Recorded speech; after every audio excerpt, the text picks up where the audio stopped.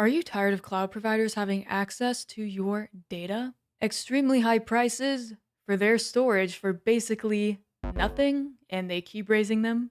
You can host your very own cloud storage with something called Nextcloud. Today, we are breaking free of big corporate tech's clutches. Whether that's Google Workspace or Microsoft 365, we are going to get all that transferred to your own self-hosted cloud storage. I made the switch over to Nextcloud a few months ago, and I absolutely love it, and I think it is very fantastic. And at its core, it's pretty much similar to Google Drive, M365, Dropbox. You can store, view, and edit your files as you would on any other cloud service. But you also get collaborative document editing, similar to M365 or Google Drive. And you also get features like calendar, contacts, and mail, plus your own version of Google Drive or Word for Excel, PowerPoint, things like that. Just all self-hosted and all private. And there is even something called Nextcloud Talk, which lets you host your own private Zoom calls with other team members and people outside of your quote unquote organization. And on top of that, there is a full app store where you can download and apply different apps and different settings to configure your Nextcloud however you see fit. Now, why self host? You may be asking, when I could pay Google or Microsoft to do all the heavy lifting for me. Well, you are hosting it all on your own infrastructure, which includes no third party scraping, data mining on any of your files that you host on this server. You decide where everything lives and who sees it. Now, your files live on a machine that you control, such as you can have a dedicated server, a VPS, even a Raspberry Pi if you're feeling froggy. You can literally host this on anything. For me, I have it hosted on a Think Center, which is back there. That is where I have all of my files just sitting on that little thing back there. And for the web server and backend, you do manage your own SQL database as well, which we will get to setting up that database in a second. Now, this is the setup where I have everything hosted. We have Pi-hub, which are all the Docker containers on my Raspberry Pi.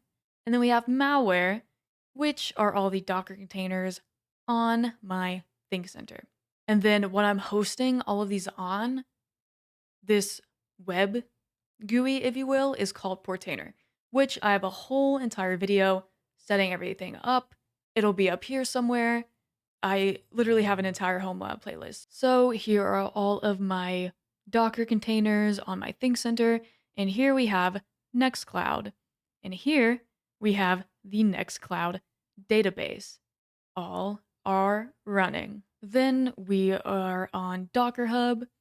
You search Docker Hub Linux Server Nextcloud, and it is a Nextcloud container brought to you by linuxserver.io. We have the Docker Compose YAML file right here, which keep these environment variables the same.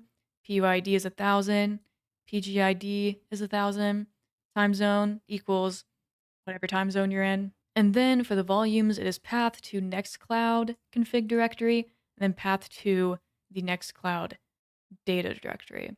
And then the ports, I would recommend remapping them because 443 is probably already taken. So on my machine, I have a directory I named Nextcloud SRV, Nextcloud server. I created a Docker data directory right here, CD and a Docker data. Then we have Nextcloud data and then Nextcloud database, which they're both different. But for this one, we are in Nextcloud data, we ls, and then you have the config and data directories right here, which correlate to these volumes. So for example, if we did cd config, you would literally just copy this path and of course add like the user or the home depending on what directory you're in, and then just copy it into these environment variables right here in the YAML file. So if you want to do a Docker pull on command line, you literally just create the directory, name it whatever. I named mine Nextcloud SRV, and then copy this in there, and then it'll pull everything, and then you can edit the environment variables that way. Or you just copy this, go to Portainer, click up here.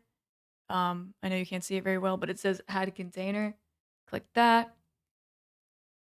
Paste that in here, name it Nextcloud. Port mapping, you can map to whatever ports you want or publish all exposed ports to random host ports if you want. And then volume mapping, do the config and data paths in here.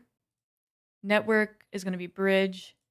Environment, you add an environment variable such as the time zone, pretty much every environment variable that was in the YAML file, you add in Portainer. So Portainer is just a GUI version of Docker, pretty much. You add PUID and then 1000 right there. Now launch that up, and then for the database, we are using MariaDB. A MariaDB container brought to you by linuxserver.io. And we have the YAML right here. You can copy and paste the Docker compose or do it in Portainer, whatever tickles your fancy. Keep the PUID and PGID the same time zone. Create a MySQL root password. You can create a database for the user DB name. You can create a MySQL user, MySQL password, which would be your database password, your volume, which is the path to the MariaDB config, and the ports, which would be your custom port mapping. So we have my Nextcloud database directory, which you will need to create as well.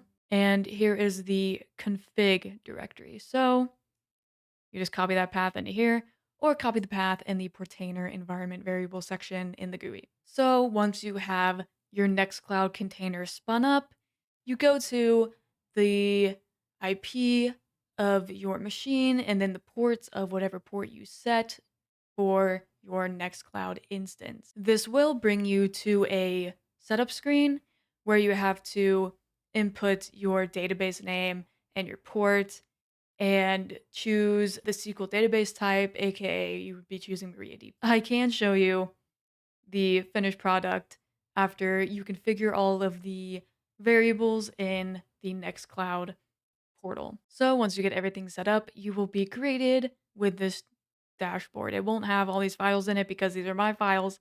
It has these widgets, recommended files, recent activity, which I use this for my content server. It has about 300 gigabytes of storage, which correlates to the storage on your machine. So lots of storage. And at the home page, if you go to files, you can see all of my files and my folders.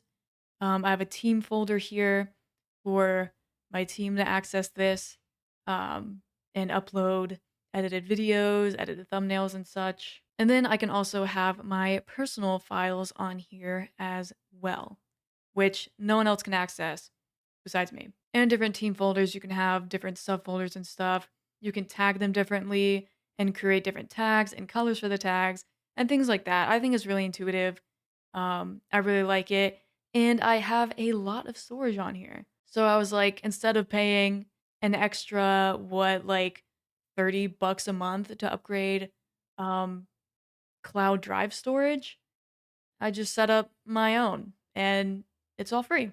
So that's good for me. So Nextcloud file hosting, all these files are private to me and anyone I let on my VPN, which is a whole nother configuration.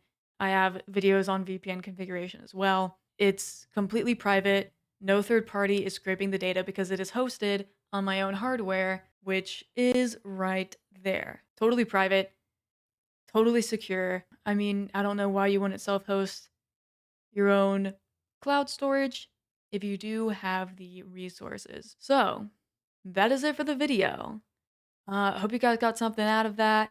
Try setting up a Nextcloud instance, see how you like it. I think it is personally very fantastic, and I will be using it for many years to come. So make sure to like, subscribe, punch all the buttons in the face, and I'll see ya in the next video.